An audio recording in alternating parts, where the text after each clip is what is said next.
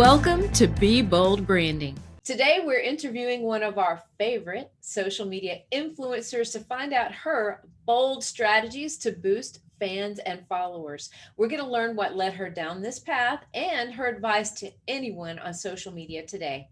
I'm Tanya Eberhardt, the founder of BrandFace. We help business owners and entrepreneurs differentiate themselves, and we do that through personal branding. And I'm Michael Carr. I'm the COO of BrandFace. I was actually a client of BrandFace before I became a partner in the company. We're the only comprehensive personal brand building system across the globe. And we do Be Bold podcast to help people take the fear out of putting themselves out there. So we hope that we're speaking to you today. You're going to love this guest.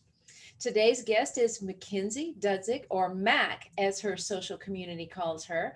She's a travel and lifestyle creator and founder of Social by Mac. It's a social media management agency, and The Click LA, a friendly networking space for creators based in LA.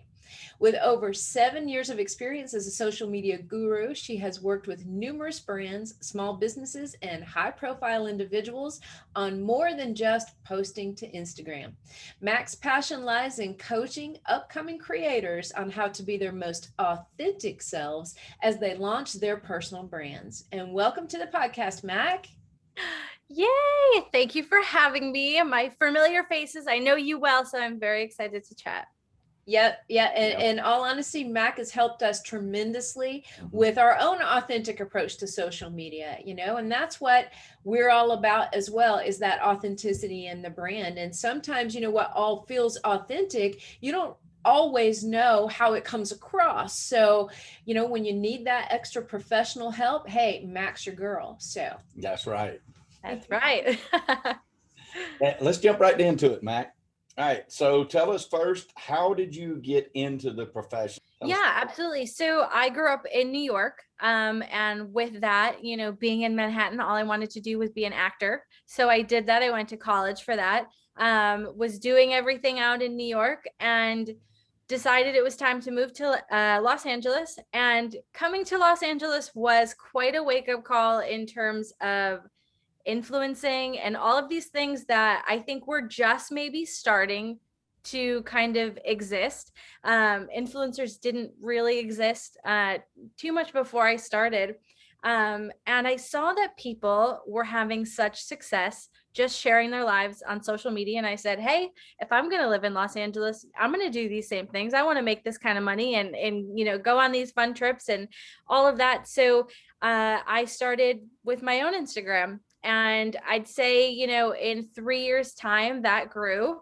And, meeting tons of people here in Los Angeles, whether it was, people who are doing the same kind of things as myself, meeting brands, meeting local businesses here. They said, hey, Mac, you do great things on your own Instagram. Can you help us? And it started with, one restaurant out here in Los Angeles, and it grew to 6 restaurants. And now I do everything from, personal brands to creators, people like you guys, everything in between. So I have to say the move is what caused all this. I didn't expect to jump into Instagram, but it is a fun job. Who doesn't want to just play on their phone all day? Although I have to say that's not all I do.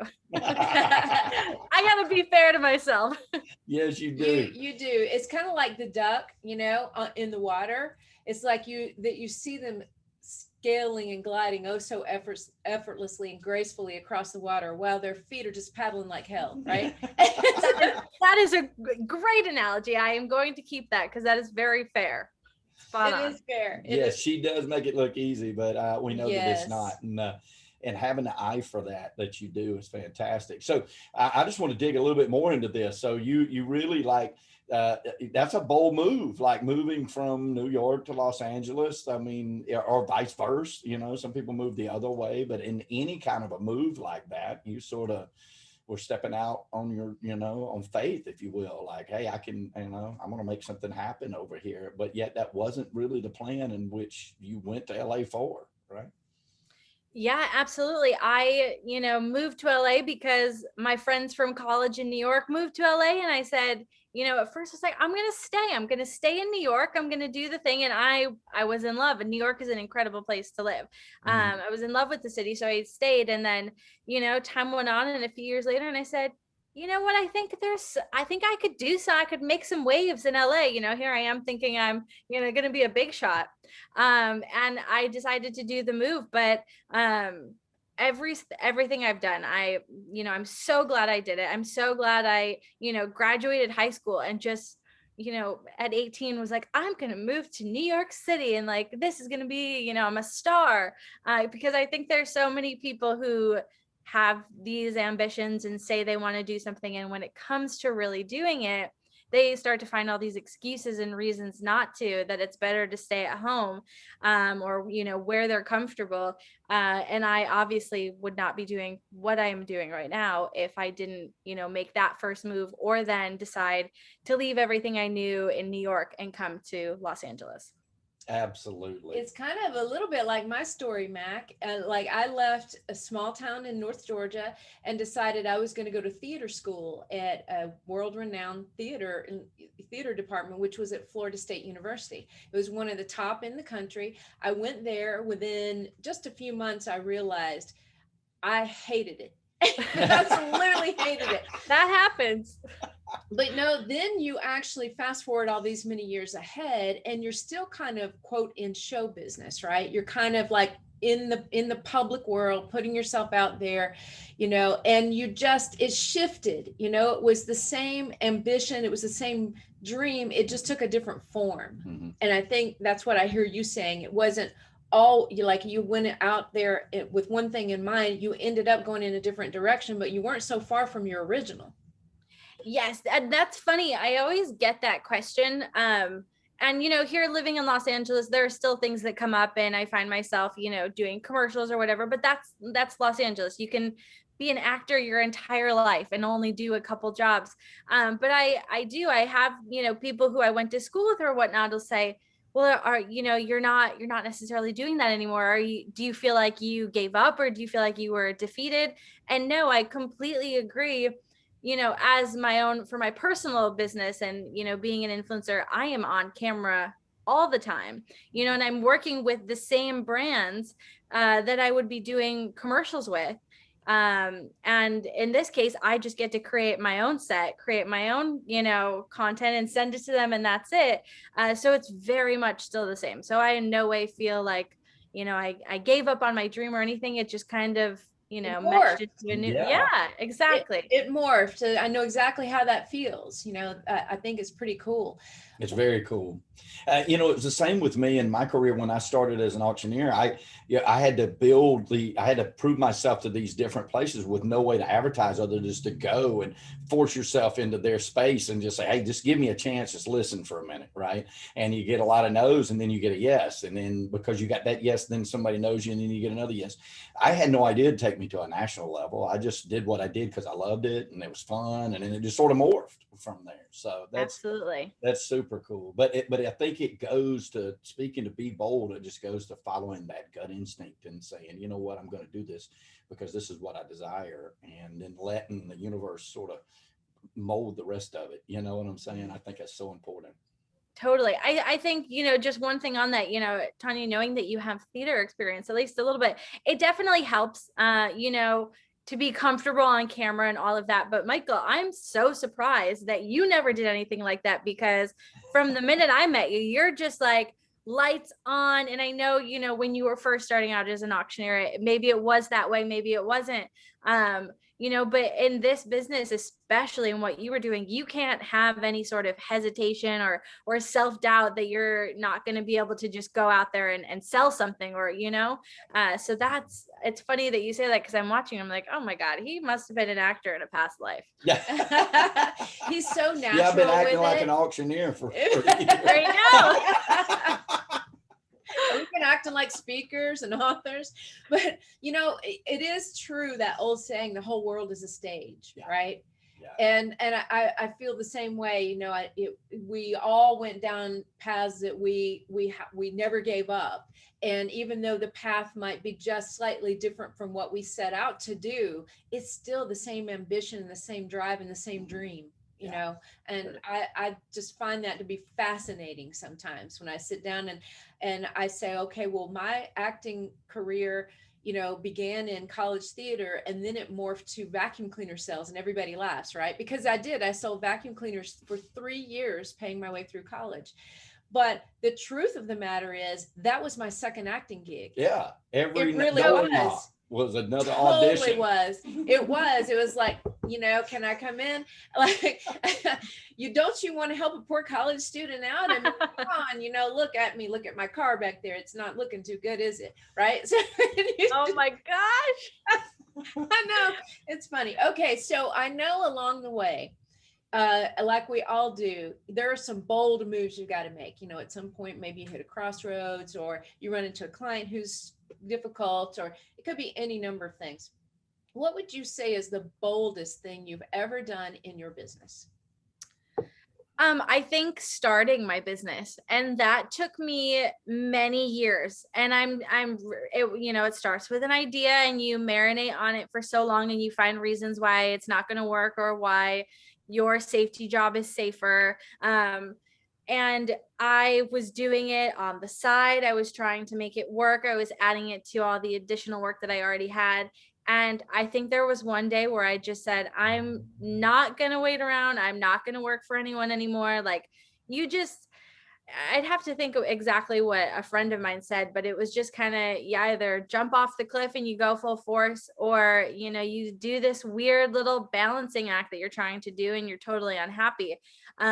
So I truly think that one of the boldest, if not the boldest move that I have made so far, was to make the decision to drop everything else and give myself full attention and just go for it. And boy, am I so happy I did, because it's the same thing. I live every day like it's Saturday, you know, even though we have to come into work and sit down and do things, it's all fun. You know, you're not reporting to someone and miserable and doing some, you know, you're creative, you're making the decisions, you're coming up with the ideas, and you're doing it.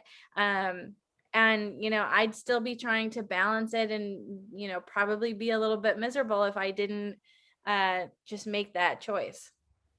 I love that. Mm-hmm. Yeah. Burn the bridges behind you. Yeah. I mean, you know, there's no turning back. Yep. Very true. It's so true. I used to have a saying that's like, I've done this twice in my life. You jump off a cliff naked and hope to find your clothes on the way down. And that's what it feels like. Yes. Right? And you find them, you know, they're there. Somehow you end up clothed at the bottom. You always do. Thank the Lord. Yeah. You end up clothed. But that's what it feels like. It literally, that's what it felt like. It was so frightening at times to make those bold moves. But yeah, we all come out better for it. Yeah. You know, I think for me too, it was like, I made a decision early on. I was lucky enough to find out what I really love to do, and that helps. But I also knew that if I was only going to make X amount of dollars doing what I loved, I was just going to live on that X amount of dollars, like whatever that was. It didn't, when I set aside, you know, when I tell my real estate agents that when I deal with them now and I mentor them, I'm like, look, yeah, I know you got in it because HGTV makes it look like you can make millions in a day.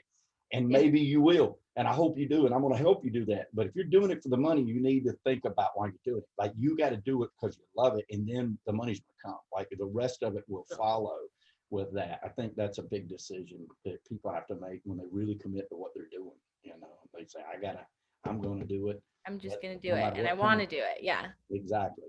Yeah.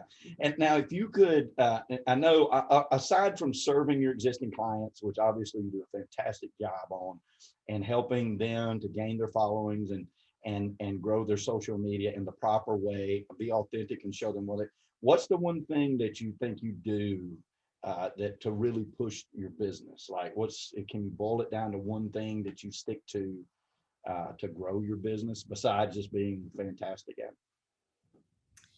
Yeah, you mean in terms of building it, growing it, gaining new clients kind of thing? Yeah, because I know you take care of the clients. I know, because we are one. Like, we know how you care for the people that you take on. But what's the one thing, if you could only do one thing, like what would that be to grow your business, to gain those more extra clients? So funny story. Well, it's ironic that you ask. A lot of my business has come through referral, and that's, the greatest thing that could ever happen to anyone. We all want these referrals. But at some point, and I guess I'm picking up on this now, and realizing at some point it's not all about that. Can I keep my business here just on referral and be comfortable? Sure. But even for me, I'm in that process of learning, how do I take my business to the next level, and how do I go out and seek people the proper way?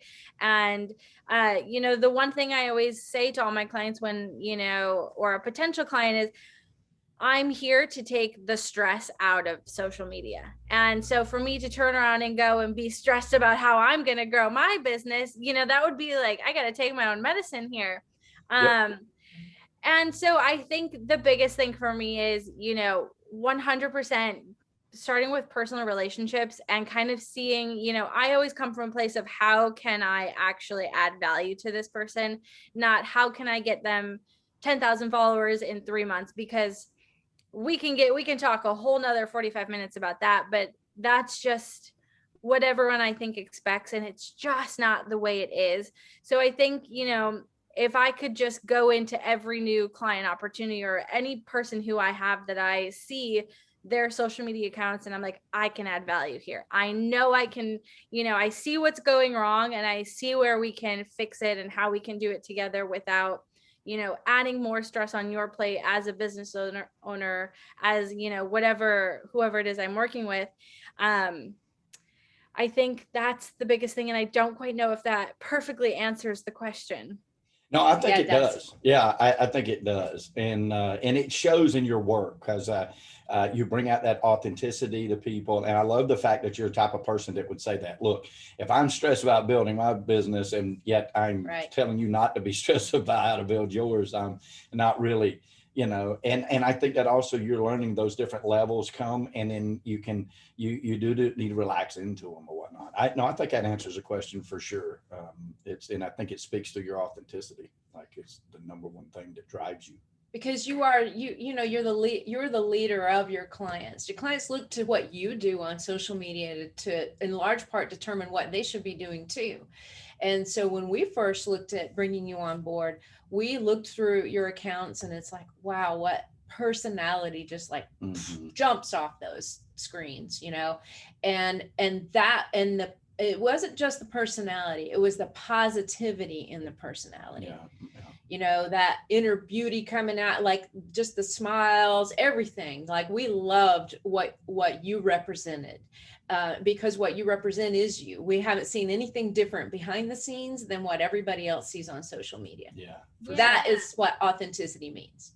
No, and that's, coming from the branding experts, that feels good. I think it took me, I always knew, especially being an actor, that goes back to that, is, they try and put you in a type, they typecast you, and that almost becomes your brand.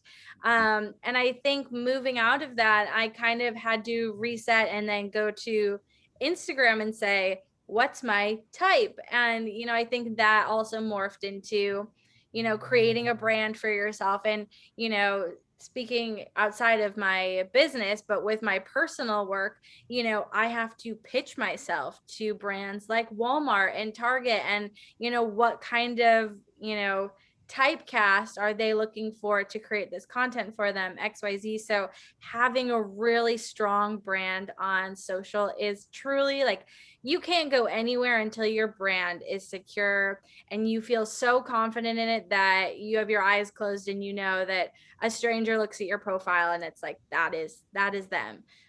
So, that goes perfectly hand in hand with what you guys do. Yep. And you do it so fantastic. You really do. Sure do. You sure do. So, we have a bold theme here.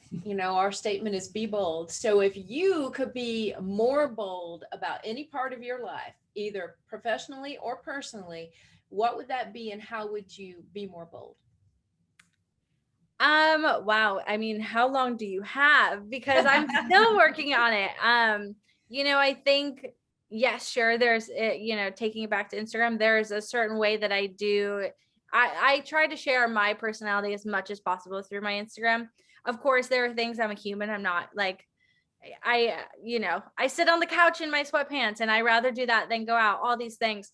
I think there are many ways that I could be more bold. I think, just since meeting you guys and seeing the content and the real things that you are going out and doing and your amazing trip, I will not forget ever your treehouse video, because to me that was so bold.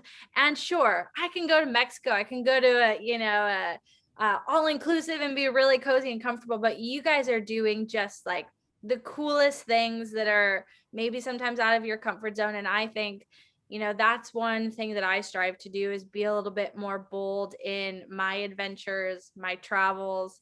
I think, that part of your life, you can be bold and just do wild and crazy things. So I look to you a lot on all of the fun trips that you guys go to. And I'm constantly thinking about that trip, because one day I will be bold enough to go sleep in a tent in the rainforest. Give me a mosquito net, I'll be good. I'm actually this weekend for the very first time going camping. We're going to say camping, but it's actually glamping in the Grand Canyon. But it's probably going to be the closest thing to camping I will ever get. You got a little USB pack. You put a little stove in your tent to stay warm. So I'm going to test my boldness this weekend, and I'll come back and let you guys know if I could be bolder. Because we have another bold challenge for you. Yes. You come to Atlanta and we're going to take you riding on our beast. Okay, that's the side by side that literally will climb mountains. Oh my, I'm ready. Yeah, we'll take you anywhere you want to go in that thing, because that does take a bold human being. Well, especially it depends on who's driving. You know what I mean? Yeah, if I'm driving, it's worse usually. Yeah. Really? Okay, good to know. Well, I don't know about that. He's faster. I'm pretty risky, but I'd say he's probably riskier than I am. She hasn't scared me yet, so. Yeah. Oh my gosh. Well, it sounds like a blast. So let me survive the tent, and then I'll head to Atlanta, and we'll do it. We'll go for it. Well, we're definitely going to pass notes, because we're all in on even a glamping trip to the Grand Canyon. So I mean, it is about just stepping out of your comfort zone, and even down to the tiny things. I had a friend of mine that's moving across country. I've told all kinds of stories about him. He just calls me out of the blue on Friday. He says, "What are y'all doing tomorrow?" And I said, "We're not committed." And he goes, "We're coming through. You got a bed for me?" I'm like, "Y'all come on." And then we got to hang out for half a weekend before he, takes off to Utah. Going to live in Utah for a while. And we even got down to talking about coming out of your comfort zone and the way we travel. And he's like, Jamie, that's his wife. He's like, Jamie is all about last minute and, just get there just in time to get on the plane. He goes, I have to plan it out, and parking's going to take X time. And we were laughing because we agree that's with him. her, that I'm the one planning it out. No, we got to get there. I'm not going to be stressed about making this plane and stuff. And then we all laughed about it, because as we grow older and we get life experiences, we're like, does either one, is there a right or wrong? Like there's not, because either way, at some point, life is going to force you out of your comfort zone. And the better you handle that, then the better you can handle your business, the better you can handle for your clients, things that are unexpected, because life is unexpected. That's just the way it is. And I feel like those trips that you're talking about and going are little practices on how to just live life and accept the next thing that comes towards you. And in business, we don't tend to live that way. And I don't think you can live totally that way in business, but if you have that ability, then you can adjust on the fly. And that's just as important as the plan. Absolutely. No. And that's funny that you say that. Yesterday, I went to dinner with a friend who's very much in the same field. She's in marketing and everything. And we joked that, in movies, you see them run up to the counter at LAX and they're like, I'll take the first flight out, and they have no idea, they're not wearing any clothes. And we were like, wow, imagine if we were able to truly do that. And I'm not talking like the next flight to San Francisco, I'm talking like, the next flight where I don't know where it's going, and translating that kind of, I guess, confidence and trust into business and being able to walk into a room or, turn on Zoom and be able to talk to or pitch to a new client. It's that same kind of confidence and, skill that it all correlates. So, being able to get on a plane going, who knows where, is the same as being able to talk to people you have never met, about your skills and your expertise. So it's funny. Yeah, it is. Those are great practices. Oh yeah. And you know that segues really good into like, okay, there's other business owners and entrepreneurs and influencers that will watch this podcast, and you know, we all have, sometimes we have some trepidations about boldly putting ourselves out there. I know I was that way, really, despite the fact that I wasn't afraid. Well, I was afraid. I was so bad as an entrepreneur when I got started, my dad wouldn't even stand close to me. Like, it was like terrible, right? But I just kept pushing and pushing. And I'm like, one of these days they're either going to run me out of town or I'm going to figure it out. But you know, people are concerned about things like that, intimidation regarding their competitors, or just being fearful of what people think about them. And especially on social and media. especially on social media, right? They're like, oh, I Yeah. got to put out this perfect. I've been that way myself. I got to put out just this perfect thing, right? I got to put out this. It's got to be absolutely perfect before I put it out right there. So, what's the advice that you, being a major influencer, would give people about that? Yeah, well, I think Instagram, I'll speak to that in particular, is an amazing opportunity, although very saturated. And by very, I mean incredibly at this point. But, you know, it's your one opportunity to be different from the 30 other, I'll say, influencers who are blonde, who, you know, promote body positivity, who promote self-love, you know, XYZ. There are millions of people just like me, and just like any business out there for that matter. And it's just, you know, you have seconds to win someone over on your profile before they scroll to the next one. And I guess, you know, just using that opportunity and not saying, I'm not enough like those other profiles, because you don't want to be, you know, that's the thing. And, you know, you see they bring influencers on, you know, the Today Show or Live with Kelly and Ryan to talk about why they're being so different. Well, they're not the ones who are doing the same as everyone else. They're the ones who are, you know, running around their house naked and filming them. So, you know, they're doing something truly bold. And Right. that, you know, that's as bold as you can get, and putting Yeah, that yeah. on the internet and like having just love for yourself and doing that. And that's why they're seeing this massive success, is because they're being unapologetically them, and they're confident in their brand, and it's not the same as the other 6, you know, profiles you swiped across. So I think that's the biggest thing. So in terms of Instagram, this should not be a repeat of high school where you try to fit in, because this is your one and only opportunity to show everyone all over the world how different you are. And if you mess it up, and, you know, you only get one chance, they're not going to come back to your profile, you know, unless that's, you know, some serious luck 6 months down the road, because they saw it. They took 3 seconds to make a assumption about who you are and your brand. And if they don't, you know, find it intriguing enough to stay, they're on to the next, and you lost your opportunity. I gotcha. And Mhm. but your advice is be yourself, and different is good. Like, you know, it's not cookie cutter and expect people to follow you or be influenced by you. They want people out there looking for the different, right? Yeah, absolutely. I think, you know, one thing that really changed as well with COVID is, and this was the biggest thing that I saw, um, pre-COVID, everything was so perfect. The brand, you know, branding for major brands, everything was perfect, well done, well shot. Even the behind the scenes was, you know, perfectly formulated. And now, you know, or I guess during COVID, when everything was shut down, and, you know, these brands still have to be creative and switch things up. Uh, you know, they want to see the raw behind the scenes, the kind of messy, the not so perfect, because that's ultimately what we were all doing. We were all in our sweatpants on the couch working on our computers, from that standpoint, and not, you know, in these beautiful spaces like we used to be, you know, kind of hide behind. So I think showing people the not so perfect, you know, when you kind of, what's it called? When you were on board with that, that kind of changed for a lot of people. And they were like, wow, look at how many people care about what I look like at 6 in the morning before my morning coffee and what I have to say, versus when I got fully glammed and spoke to the camera, something that was perfectly planned. You know, the engagement, the difference, the attention you get when you just start to be authentic and honest and embrace this is what we're doing right now. This is me. You know, there was just a really big change, I think, that brands saw and are still kind of working through. Mm-hmm. Mm-hmm.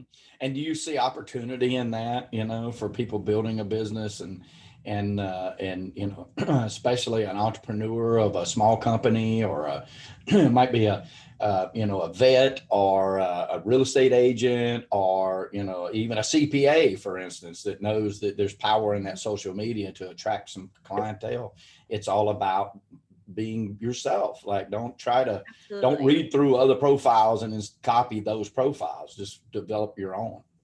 Absolutely. I mean, especially when it comes to something like, I have a client who is a mortgage broker, and you'd think, how do you make that interesting on Instagram? And well, you can share all these beautiful graphics and things like this and help to truly, promote their business, until one of them, or a team member, decides like, hey, let's put ourselves on camera today, and let's talk face to face, or let's just give everyone a look at what the office looks like, because no one gets to come in, but here we are trying to gain these new clients and sell them on our services. For me, if I were to go to someone's Instagram and see all these things and see different members of the team introduce themselves, etc., I would feel so much more comfortable and confident and be like, these are real people. They're running a business here. This isn't just some pretty graphics on a screen that they pulled from the internet. You know what I mean? It's real and it's there. And I think that's the biggest thing that, a brand and owner, any entrepreneur can do right now, is just, we're moving away from perfection, and we're really going into authenticity. That's the biggest word I can use. Love it. Yeah.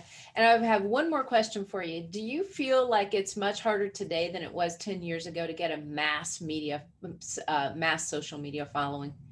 Yes. And I don't want to have to give that answer. And like I had said, towards the beginning, I have a lot of people who I will meet for the first time, and they'll say, hi, I'm so-and-so, and I want to have 10,000 followers in 60 days. And sure, at one point that may have been possible. Or if you, sorry, there's a car driving by.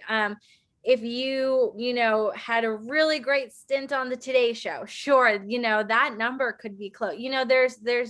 There's ways to get around it, but in terms of just boots to the ground and you working on your social media, it is much harder than it was. And one, that's because it's more saturated. There are more people trying to do it, and more people who are maybe just as good as you doing it, so the competition is harder.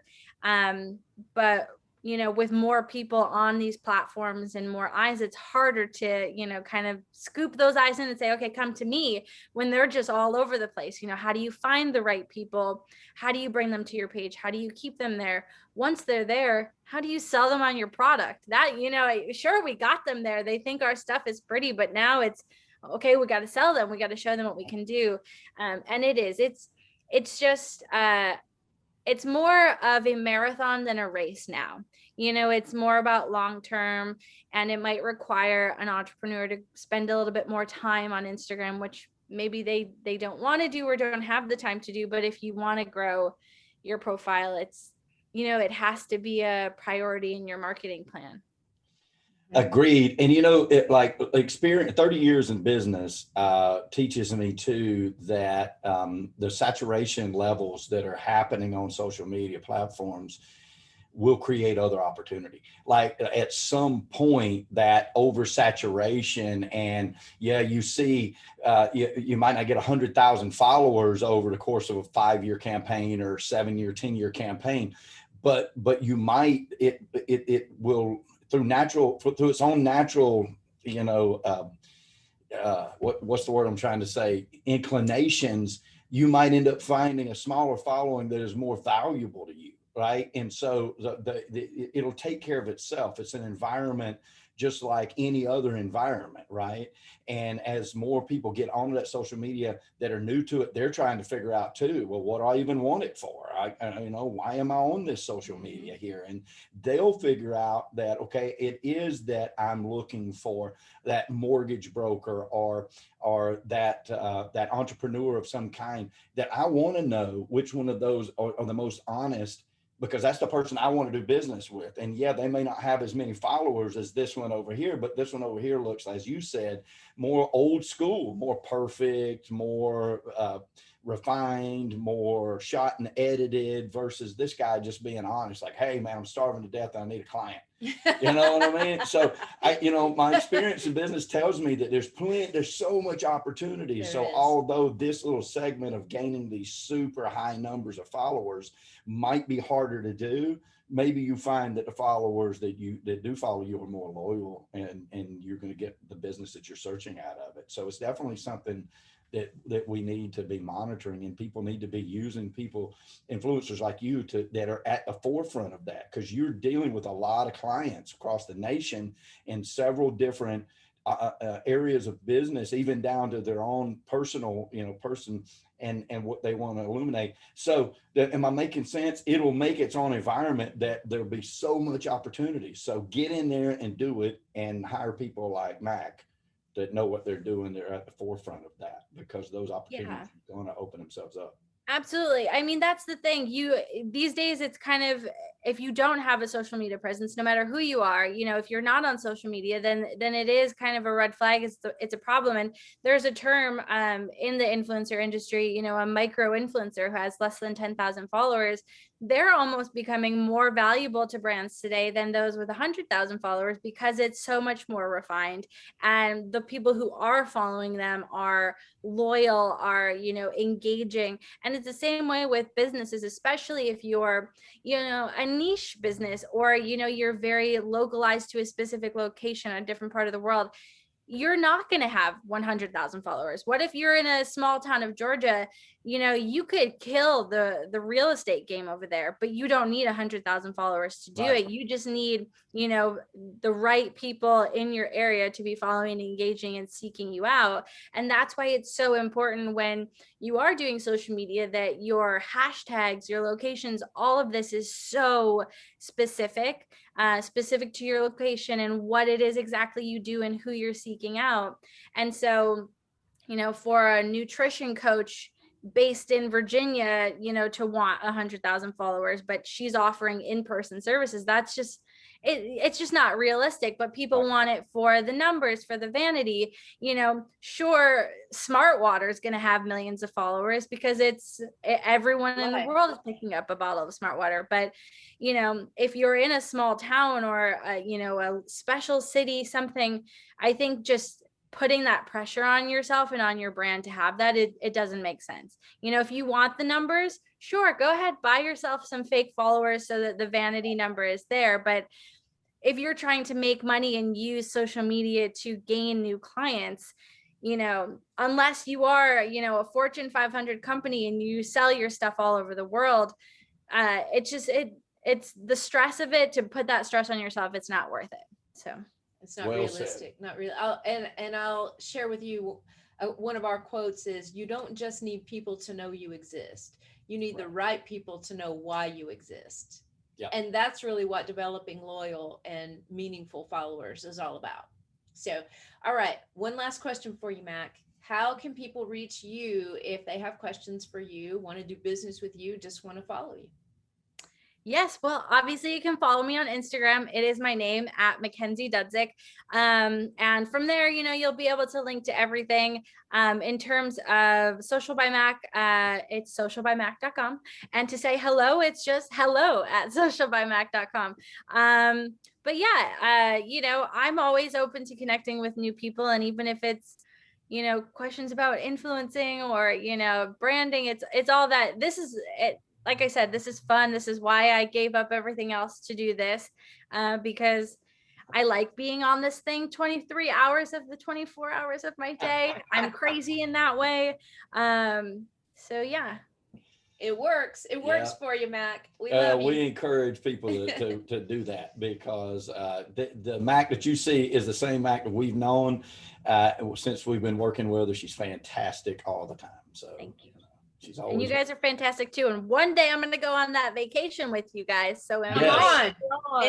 That is absolutely true. You're going to do that. Doors all look great in hats. I'll go to the Derby. We'll cover it all.